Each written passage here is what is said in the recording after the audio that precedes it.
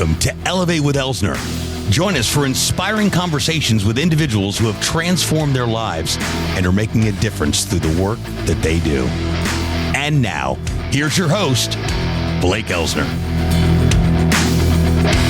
Welcome back to another episode of Elevate with Elsner, where we bring the best minds in business and personal growth together. Today, we have a powerhouse guest, Freddy Cocek. He's a marketing strategist, entrepreneur, and host of Other People's Perspective.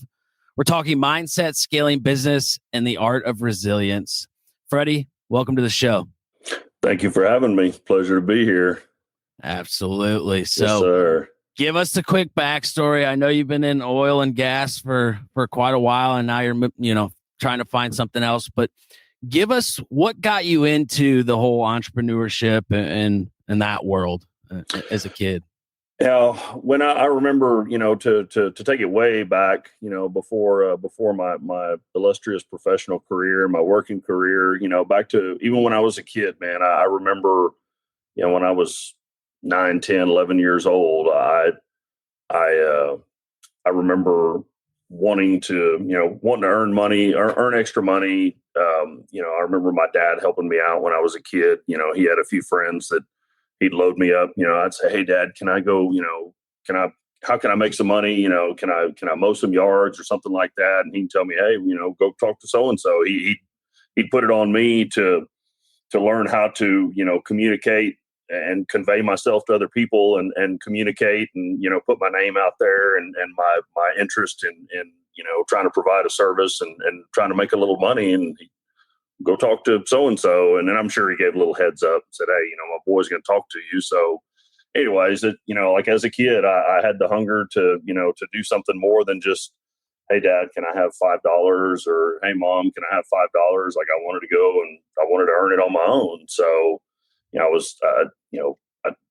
Dad would load me up with put the lawnmower in the back of the pickup and take me over to, so-and-so's house, and I'd mow a yard, and I'd get, had a couple of neighbors down the street that I remember one family, they had a bigger yard, and the guy had a riding mower. And of course he wanted to save the time for himself. So he'd pay me to come over there and ride the mower. And that was kind of like my first intro to, a little bit of entrepreneurship and making money, making my own money and trying to make my own way and further myself rather than just expecting it from my parents at age 10, 11, 12, somewhere in there. And when I got to a teenager, I had, down here in the area, I live in South Texas. I live, like we were talking about, I'm about halfway between San Antonio and, Texas-Mexico border. I'm about halfway in between, right? And, Corpus Christi, and there's a lot of area around here that's a lot of farmland. And the town I grew up in was a big farming community. So I had an uncle, he was a family friend of ours that farmed. So when I was a kid, when I was about 13 years old, I remember there again, my dad helping me, taking me out to, he'd take me out to my uncle's farm fields, like in the afternoon, like in the spring after they'd planted crops. One of the practices as they were growing cotton crops and different crops for like weed control, you'd go out there and literally manually walk up and down the rows of the field. And I'd walk out there with a big like a big garden hoe, and you'd have big sunflower plants and some other stuff that was like invasive weeds. And so as a kid, like 13 years old, I remember I was just having this conversation with somebody the other day. I was like, man, I remember back in 93 when I was working for $4.25 an hour out there, chopping sunflowers and chopping weeds in the field. And it's kind of funny to look back at it, but really that was like the beginning, part of the beginning of entrepreneurship, because I didn't need income at the time because I was a kid, but I had the interest in doing something above and beyond for myself. Because I wanted more out of that, and it just kind of grew and progressed. As I was a teenager, I did some of the same stuff with farming and working there. When I was in high school, I had an afternoon job, and after high school, when I got into college, I kind of stumbled across the oil and gas industry kind of by mistake. I was in college, and I'd been in college for about 2 years, year and a half, 2 years at that time. And my head really wasn't in it. I was just ready to go to work. I just wanted to make money. I followed the college route because, my father wanted his kids to get a college education. And, his mentality and his mindset was that, having an education is going to afford you a better career opportunity, a better life than going to work in a plant. And, like what he did. He knew that his career and his living wasn't bad by any means, but he just, in his mind, he wanted better for us. And his idea of better was to get a formal education and, hey, go be one of those engineers that I work for instead of being, one of the guys in the plant.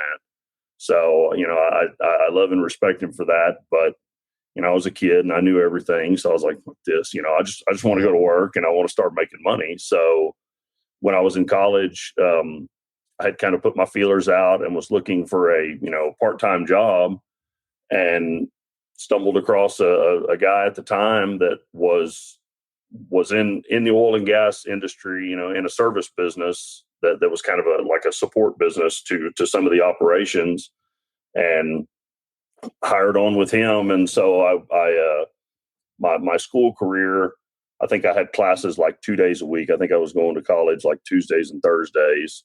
And then my part-time job turned into Monday, Wednesday, Friday, Saturday, Sunday. So it was like I was working 5 days a week and going to school too, and which I was cool with. And,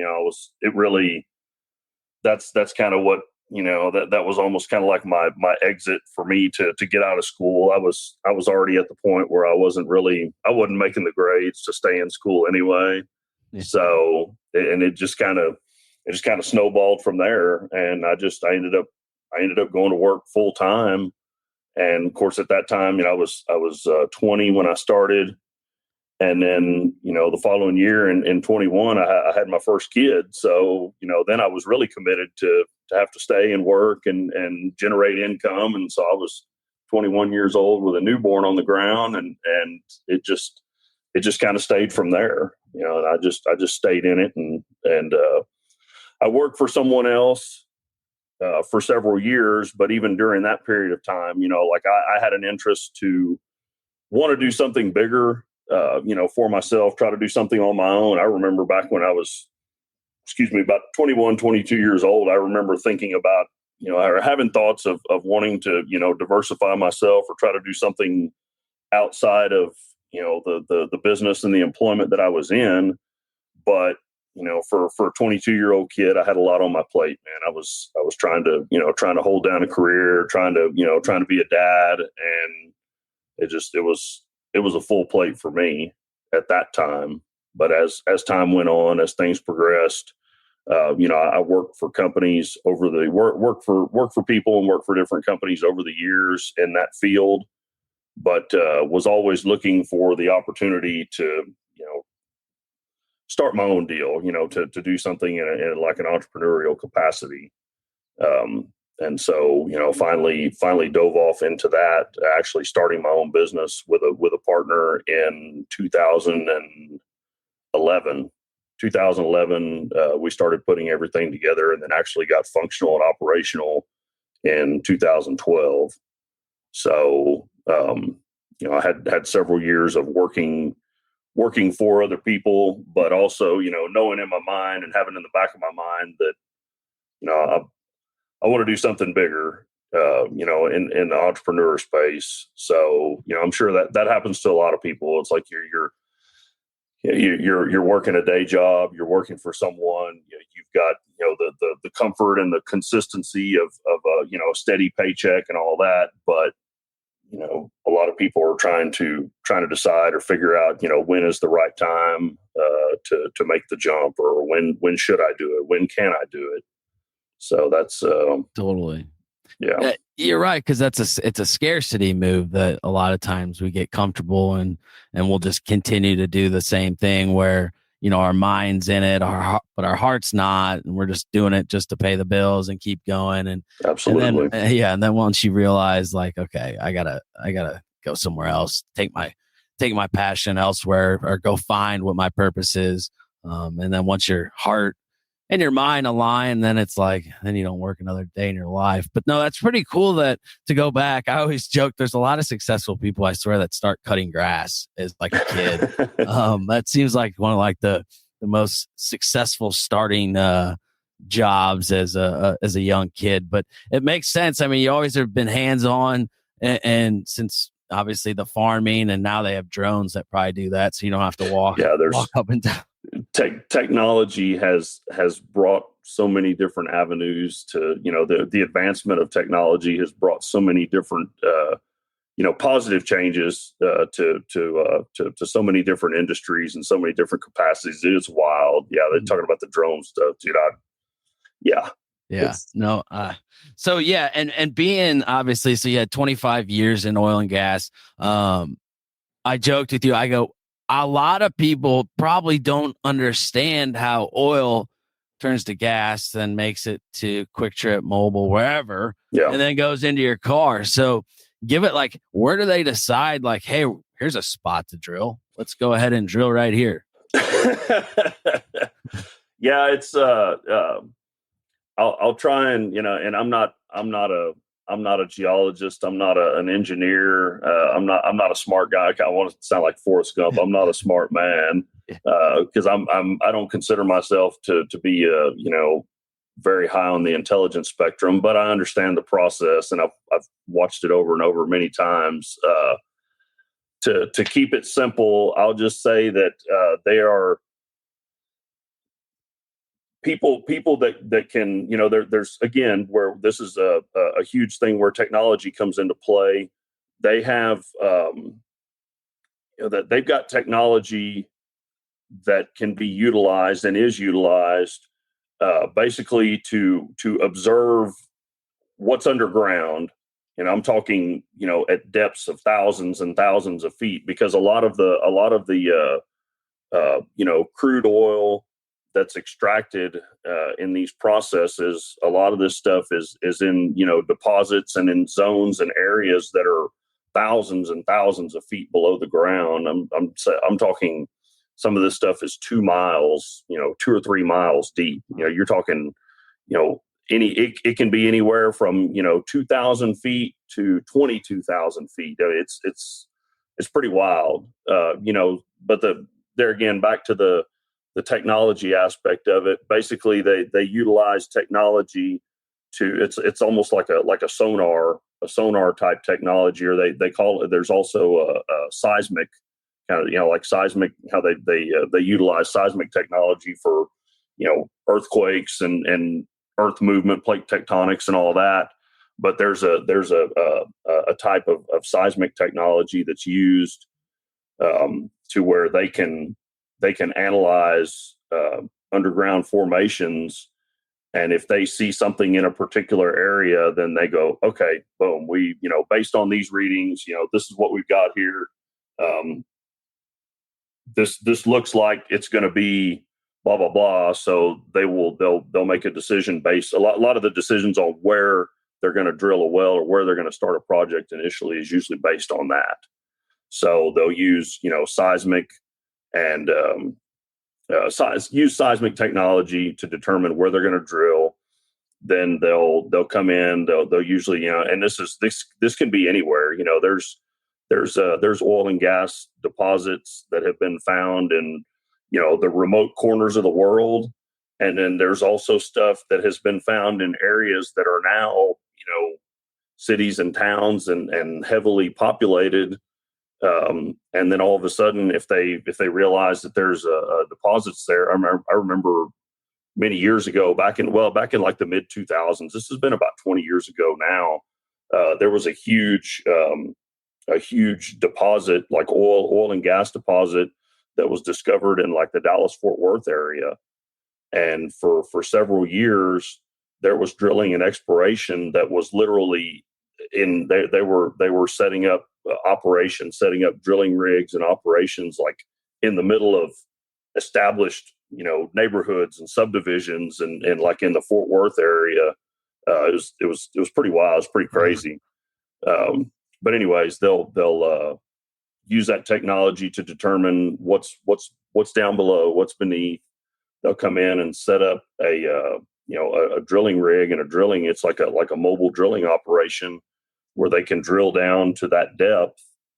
And once they reach that depth, then whatever's trapped there, whether it's like liquid crude oil, or sometimes some of it is natural gas, like propane. You got a gas grill outside that's got runs off of a propane tank or something like that.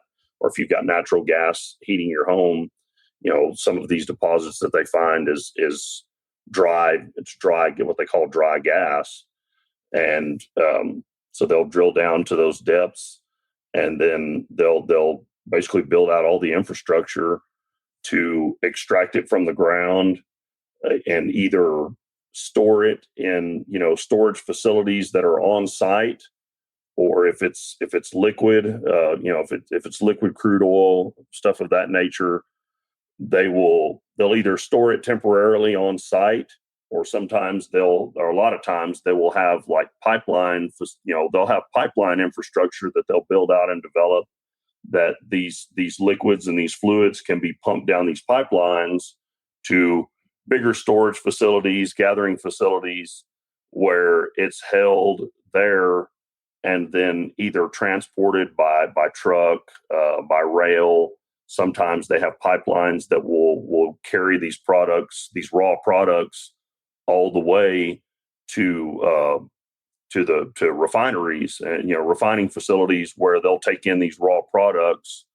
And basically, crude oil, and there's a lot more steps, there can be a lot more steps in the process, but I'll try to make it as simple as possible. Yeah. Basically, what they do, they take this raw, they'll take this raw crude oil and heat it, and essentially, boil it, which a lot of people are like, oh my gosh, you can't heat gasoline. Like if you put fire on gasoline, it explodes. I'm like, well, yeah, it does, but it's in a specially designed and controlled environment, to where when these natural raw products are heated and boiled or pushed to their boiling point, there's all kinds of different elements within this raw product that they when you heat them to certain temperatures and put them through certain chemical processes, they either split into, it's basically the refining. It's the refining process where they refine that raw product and make, they refine it into a cleaner liquid, cleaner fuel, which is, like your gasoline for your car, or diesel fuel for your car, or, diesel for a piece of equipment or whatever. And then there's also all kinds of different elements within that raw product that once it's run through the refining process, there's all kinds of stuff, that comes out of that stuff that's used for plastics and, a whole host of items that we use on a daily basis. But they basically, they take that raw liquid product, extract it from the ground, either transport it by pipeline or by some transportation method to where it can be refined and broken down into a usable product that, we use. Almost everybody, everybody in some form or fashion is using, petroleum products, whether it's, gasoline or diesel, or, the plastic that your iPhone or your computer's made out of, or there's even some components of that goes into, women's makeup, and you name it, like everything.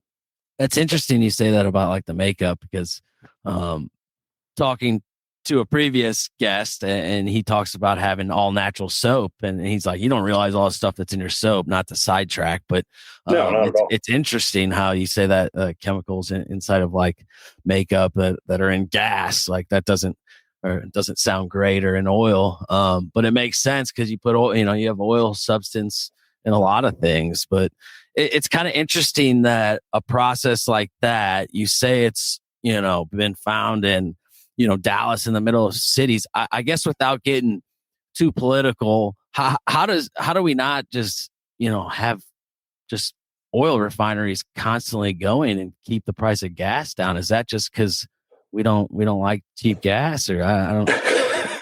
Man, there's and I agree with you not to get too political about it. It's hard, it's hard for politics not to play into it, because I think the political aspect of all of that it's a huge element. There's from what I've seen over my career, and the things I've read and experienced, and of course the information that's put out there on a national scale, or even on a global scale, as far as available resources here domestically for us that are in the U.S. anyways, and really I think globally, the availability of fossil fuels is. It is a global thing. It's everywhere. Now the method to retrieve those deals, to retrieve those resources, it varies from one place to another. The availability or the ease of access to actually, there's probably a lot of resources that are trapped in areas where it's just with current technology, the accessibility of it is just not there. To your point of hey, if we've got so much all around us, but below, if we've got so much availability, why aren't we refining more? Why don't we have more facilities and infrastructure to aid with that? I agree with that, because I think we do have an abundance of that resource, but the political, the political aspect of it, I think keeps a lot of it, kind of slowed down, or keeps it subdued. And I'm guessing that's just climate, right? I mean, that's pretty much the only. I mean, I can't really think of any other con besides climate change or environmental and there's a lot of there. I think there's a lot of factors. I'm sure there's a lot more factors that weigh into it and play into it than what I even understand, even after having been in this industry for the period of time I've been in it. There's a lot of available resources for us. I don't see any of it. It's not going to expire or run out like in our lifetime. Do I agree with the concept of the idea of having, why don't we have more ease of access or availability? Why are we not utilizing more of it if it's right here under our feet? I agree with that, but there's some constraints in the way, obviously, I guess, because if it was as easy as that, you would think that it would be happening. But there again, politics and a host of other things, tends to get in the way when you're trying to make progress on certain things. Yeah, I guess when we're sending like $6 million over to Egypt, for tourism, gosh. Well, I mean, everybody needs to see Sesame Street, right? Yeah, or that. Gosh. Yeah, see, that's the stuff that's just a little frustrating, and you don't even have to be on a political side to say that's just frustrating. I mean, it doesn't.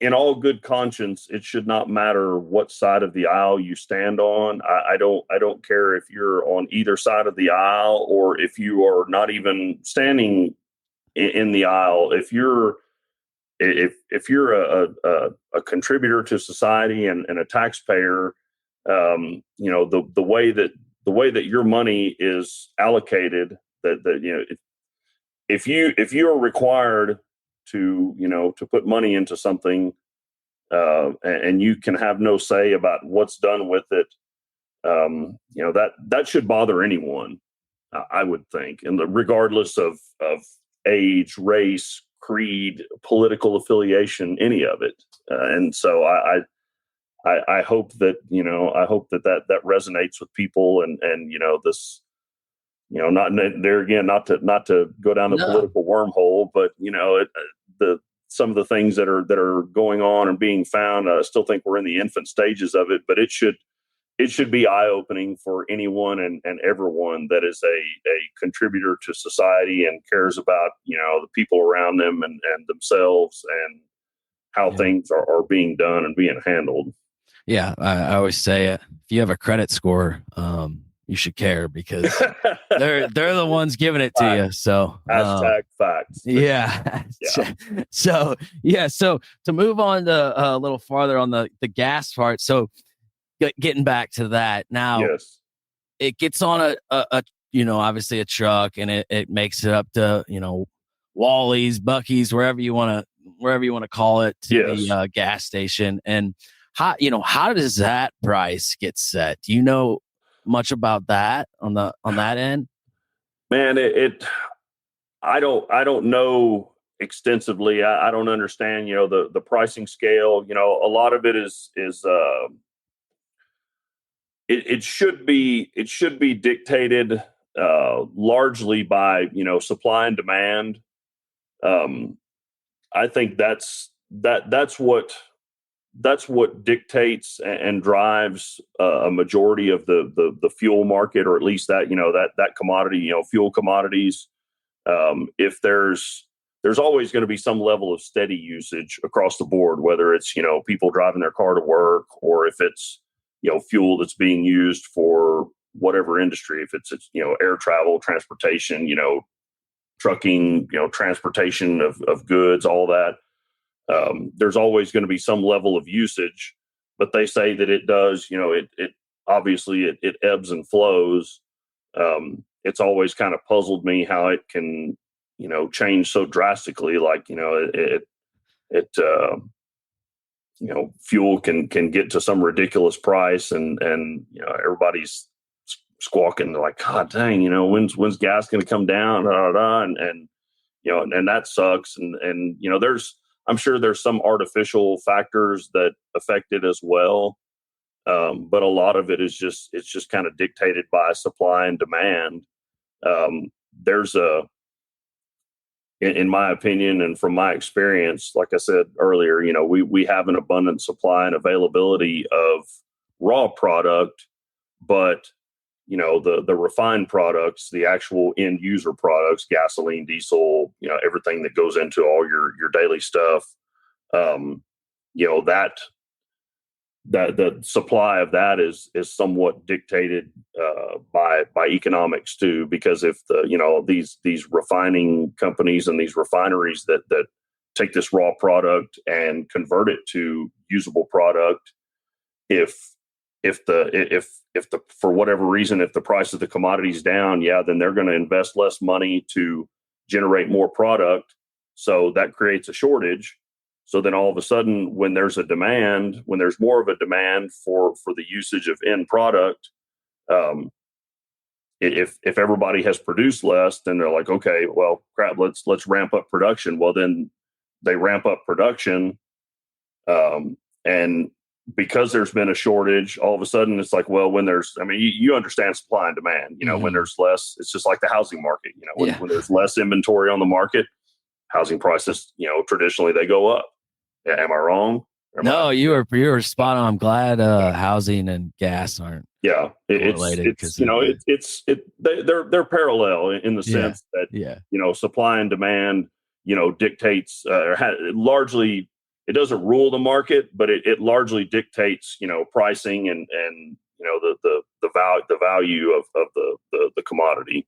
Yeah, well, so the articles I've been reading, it sounds like we're going to be doing a little more drilling. So supply and demand, right? If we all know supply and demand, if we're going to be getting more supply, right? The demand goes down, prices. Okay, we should all follow suit, right? Sounds good.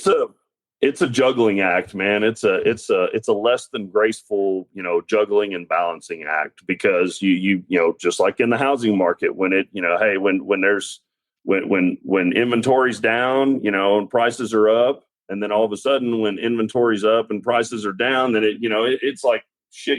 Where's everybody? Well, not most people want to see like a happy medium in a lot of things. And, you know, you likely know as well as I do that happy mediums don't always exist.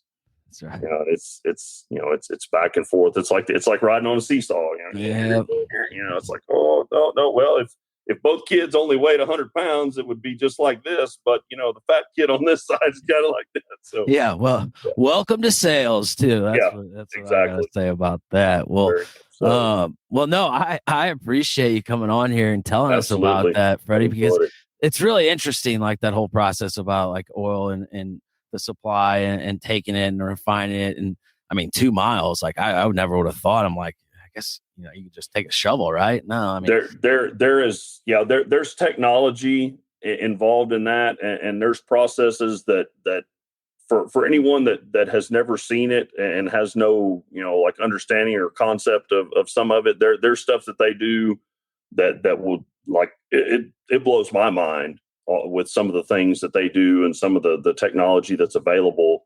And I've been looking at this stuff for almost 25 years. So it's interesting, man. It's pretty wild. It's a good thing. I mean, the energy, you know, a commodity, you know, a resource that provides us energy. I mean, it's a necessary item. You know, we all got to have it.